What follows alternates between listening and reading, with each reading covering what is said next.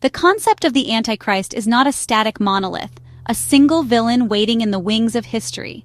Instead, it is a powerful and fluid symbol, an archetype that humanity has projected onto its greatest fears for centuries. It represents more than just a person. It is a spirit, an energy that stands in direct opposition to the values of compassion, truth, and genuine justice.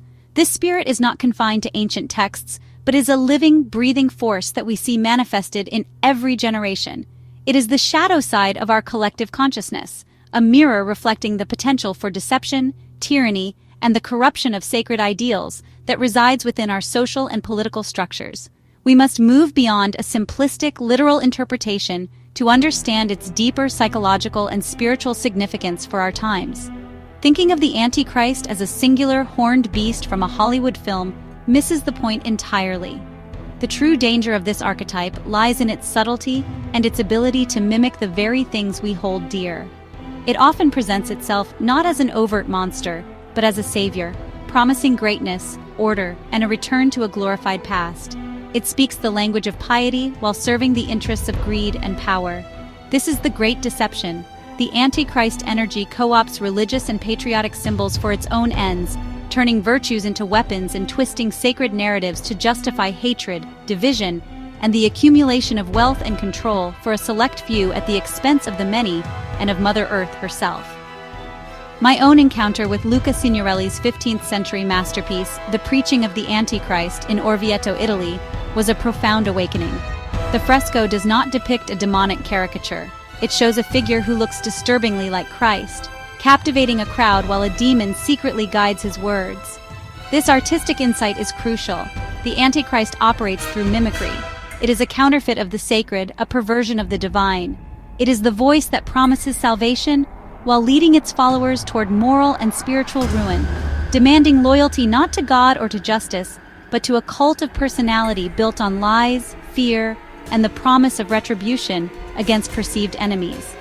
This understanding transforms the Antichrist from a future boogeyman into a present-day diagnostic tool. We can use this archetype to identify the forces at play in our own world. When we see leaders who thrive on falsehood, who mock the vulnerable, who dismantle protections for the earth, and who cultivate a following based on resentment and grievance, we are witnessing the manifestation of this antichristic energy.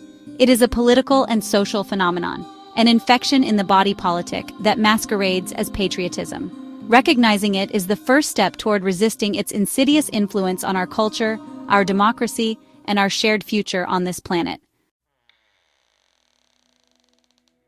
To truly grasp the Antichrist archetype, we must return to its origins, which are perhaps different from what many assume. The word Antichrist itself appears only a handful of times in the entire Bible, exclusively within the epistles of John. Here, it is not described as a single world-ending dictator. Instead, John speaks of many antichrists who have already come, defining them as those who deny the incarnation, the sacred union of spirit and matter of God and humanity, in Jesus Christ. This is not about a political figure, but about a spirit of denial, a Gnostic-like contempt for the material world, for the body, and for the sacredness of creation. It is a theological error that has profound ethical consequences. This spirit of denial is a key trait of the antichristic consciousness. It is the ideology that separates spirituality from justice, that preaches a disembodied faith while ignoring the cries of the poor and the groaning of the earth. It is a worldview that sees creation not as a sacred gift to be stewarded, but as a resource to be plundered for profit. By denying the Christ in flesh, this spirit ultimately denies the sacredness of all flesh, of all matter, and of our interconnected existence. It paves the way for an extractive, patriarchal system that values power over compassion and ideology, over the lived reality of suffering and ecological collapse. The Book of Revelation, paradoxically, never uses the word Antichrist, yet its vivid imagery has become central to the mythos. The book presents us with powerful symbols of systemic evil: the beast from the sea, representing corrupt and tyrannical political empires, and the beast from the earth, representing a complicit religious authority that props up the empire through deception and false miracles. These are not individuals but archetypes of oppressive systems.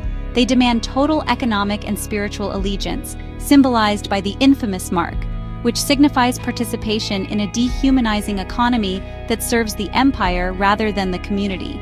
These scriptural beasts are not prophecies of a distant future, but allegories for the perennial struggle against institutionalized evil.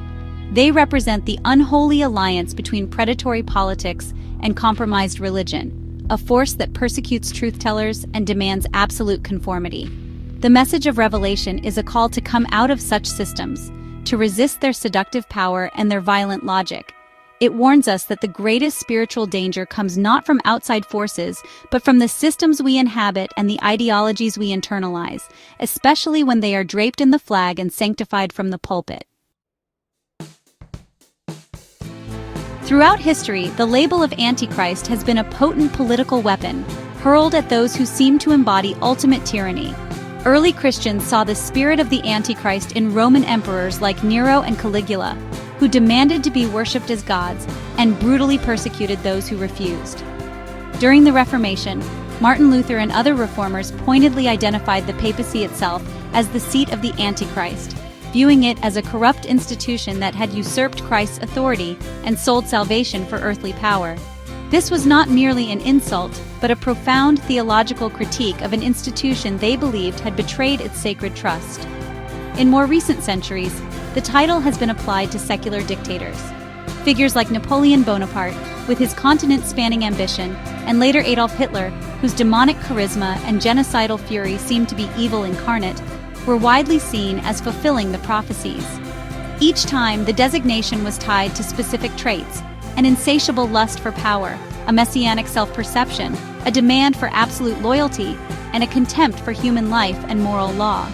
These historical examples show how the archetype adapts, finding new expression in the political monsters of every era who rise by promising glory and delivering destruction. Today, we are witnessing a new and alarming manifestation of this archetype in Western politics, particularly within the United States. When a political leader and a movement exhibit a consistent pattern of behavior that directly opposes the core teachings of the Christ consciousness, truth, justice, compassion, and care for the poor, we are obligated to name it. The constant stream of lies, the stoking of division and hatred, the overt racism and misogyny, the denial of climate science for the sake of profit, and the elevation of a strongman cult are not just political disagreements. They are the hallmarks of the Antichrist spirit at work, seeking to dismantle democratic norms and establish an authoritarian rule built on grievance. This modern expression is particularly insidious because it cloaks itself in the language of faith, a phenomenon we can call Christofascism. It uses the Bible as a prop while promoting policies that harm the very people Jesus centered: the marginalized, the immigrant, the sick.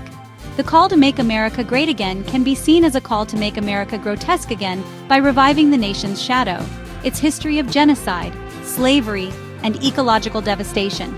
When a movement's energy is fueled by dark money from fossil fuel billionaires, and its goal is a plan like Project 2025, which openly seeks to concentrate power and enforce a rigid patriarchal ideology, we are not just debating policy, we are confronting a spiritual crisis. The psychoanalyst Carl Jung provided an essential modern lens for understanding this phenomenon through his concept of the shadow. The shadow is the part of ourselves and our societies that we repress and deny. Jung warned that if we do not confront our shadow, it does not disappear. Instead, it grows in the dark until it can possess us. The Antichrist archetype is the collective shadow of the Christ archetype. Where Christ represents wholeness, compassion, and integrated consciousness, the Antichrist represents fragmentation, narcissistic rage, and a profound disconnection from the web of life. It is the ultimate projection of our unacknowledged darkness. This psychological framework reveals that the Antichrist is not merely an external enemy to be defeated, but an internal and collective potentiality to be faced. A society that refuses to reckon with its historical sins, its racism, its genocidal past, its patriarchal violence, creates a psychic vacuum that the shadow is eager to fill. A demagogue who embodies these repressed traits can then rise to power, not in spite of their flaws, but because of them. They give a voice to the collective's ugliest impulses, its bigotry, its greed, its fear, and in doing so, they unleash these destructive energies on a national scale. Naming this dynamic is not an act of hatred, but an act of psychological and spiritual necessity. The specter of the Antichrist, therefore, serves as a profound and urgent warning. It cautions us against the seductive allure of false saviors who promise simple solutions to complex problems, often by identifying a scapegoat to blame.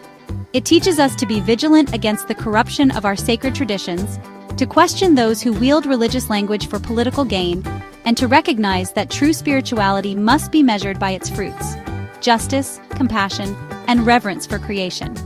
The Antichrist archetype asks us to look critically at our own hearts and our own society, to see where we have allowed fear to conquer love and where we have become complicit in systems of injustice. Ultimately, confronting the spirit of the Antichrist is a call to active and engaged hope. It is a summons to cultivate the very qualities it seeks to destroy, to speak truth in the face of lies, to build bridges where others build walls, to defend the vulnerable, and to protect our wounded earth. This is the deep work of our time. The timeless symbol of the Antichrist is not a forecast of inevitable doom, but a sacred challenge. It compels us to choose, individually and collectively, between the path of life-giving compassion and the path of life-denying power, reminding us that the future is not written until we act.